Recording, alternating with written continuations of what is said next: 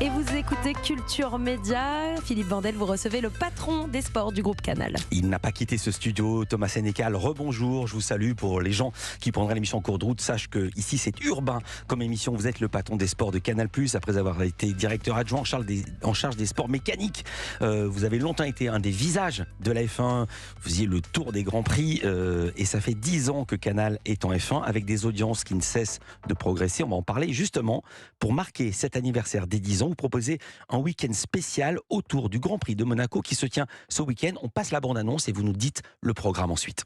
Victoire de Sébastien Vettel, il est 4 fois champion du monde de Formule 1. Jules, cette victoire est pour toi.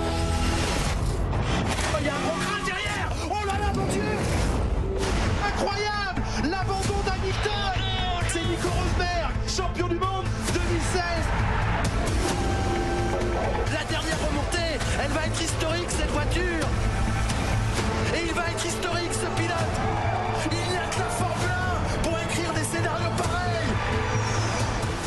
Si je me souviens bien, c'est la voix de Julien Febvreau, ça j'en suis certain. Et c'était quand le titre s'est joué il y a 2 saisons, dans le dernier tour de la dernière course. Absolument, devant 2,5 millions de téléspectateurs sur Canal+, d'ailleurs. Le programme de ce week-end, qu'est-ce qui va se passer? Il y a beaucoup de choses à dire. C'est un week-end événementiel. Le Grand Prix de Monaco, la principauté, c'est évidemment le plus bel écrin pour célébrer cet anniversaire. Donc depuis mars 2013, Canal+ diffuse la Formule 1. Ça fait donc 10 ans et quelques Grands Prix qu'on a commencé cette magnifique aventure. Ce week-end à Monaco, on a un studio à un emplacement exceptionnel comme on n'a jamais eu. Il est au cœur du port, sur un des pontons de la principauté. On a Alain Prost au commentaire avec Julien Febvreau. Vous entendiez Julien à l'instant dans la formidable bande-annonce que vous venez de diffuser. Julien sera accompagné d'Alain Prost qui connaît un peu le circuit pour avoir gagné 4 fois le Grand Prix et avoir signé aussi 4 pole positions. On a un certain nombre de programmes évidemment événementiels, en plus de tous les invités qu'on accueillera sur le plateau avec Margot Lafitte, avec toute l'équipe. Une émission Big Five, on a rassemblé, Philippe, ça doit vous faire rêver, sur un même plateau, Margot Lafitte à la présentation, Alain Prost, Jacques Villeneuve, Jean Alesi, Franck Montagny et Paul Belmondo. Chacun a son histoire en tant que pilote de Formule 1, chacun a son palmarès, chacun a ses souvenirs. C'est tout ça qu'ils partagent dans une émission Big Five, spécial F1 qui sera diffusé ce samedi sur Canal à 17h20. Mais aussi un documentaire sur notre histoire, l'histoire de notre équipe qui s'appelle Accélère, bien sûr, selon les mots préférés de Julien Febvreau. Il faut dire qui a signé le doc. Le doc en question a été réalisé par Franck Florino.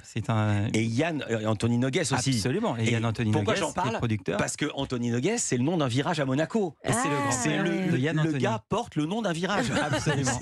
C'est non seulement le nom d'un virage, mais c'est aussi le concepteur du circuit. Et c'est l'ancêtre de Yann Anthony Nogues, qui est le producteur de ce doc réalisé par Franck Florino. Accélère, 10 ans de F1 sur Canal+, pour lequel, avant-hier, nous avons été reçus au palais par le prince Albert II lui-même, qui célèbre l'anniversaire. Je ne vous en dis pas plus, vous verrez la bande-annonce dès demain et vous verrez le doc dimanche matin sur Canal+.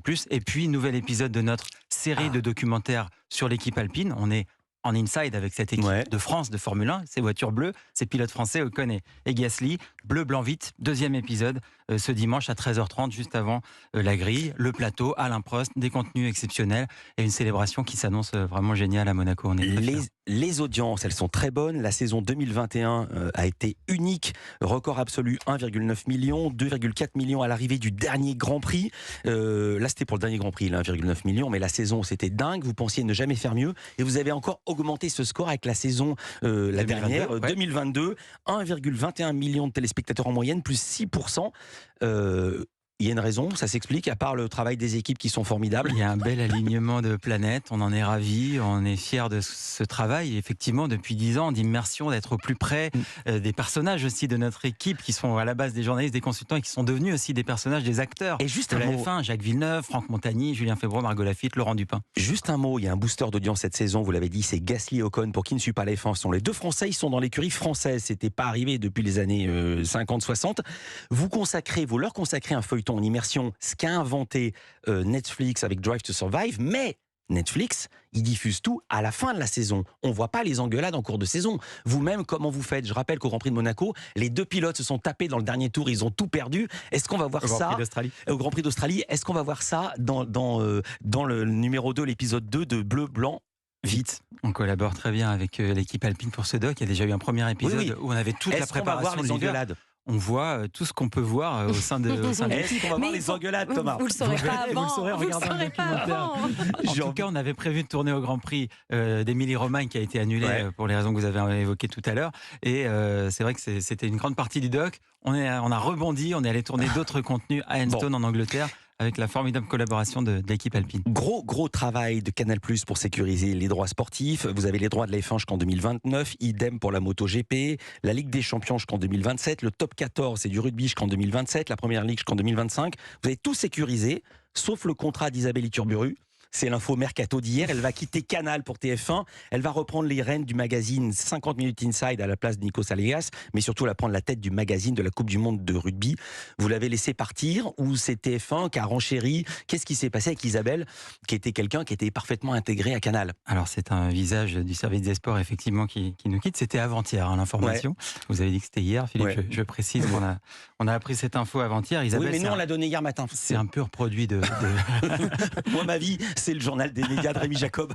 C'est un pur produit de Canal. Elle a démarré Infosport Plus. Est-ce que vous essayez de la retenir? De l'avoir accompagnée. On aurait aimé qu'Isabelle reste avec nous. Elle était parfaitement à sa place sur le top 14 et à la tête du Canal Rugby Club. Elle reste encore un peu. Attention, elle n'est pas partie. Il y a la fin de saison qui va être magnifique, des demi-finales en Espagne, une finale le 11 juin. Et vous savez quoi? Il m'envoie le générique pour dire qu'il faut qu'on stoppe là, malheureusement. Mais oui, bien sûr que c'est vrai. Juin, vous savez ce que c'est que les horaires. En tant que patron des sports, il connaît ça. À la tête de Canal. Et on lui souhaite le meilleur, évidemment. Et je dois dire quand même, c'est assez rare pour être souligné. Canal+ a tweeté pour la remercier chaleureusement. Je trouve que c'est un geste rare. Ça arrive pas souvent. C'est une amie. Très élégant. Et si les journalistes et les figures de Canal sont chassés, c'est qu'ils sont excellents. Donc on s'en réjouit aussi. On lui souhaite le meilleur. Chasser, ça veut dire, c'est pas qu'on chasse, on la tire dessus. C'est-à-dire qu'on essaie de les prendre. Merci beaucoup, Thomas Sénécal. Je rappelle ce week-end entier autour du Grand Prix de Monaco pour célébrer les 10 ans, les essais. On verra tout. Au micro, Julien Febvreau, Alain Prost et beaucoup d'autres. Culture Média continue.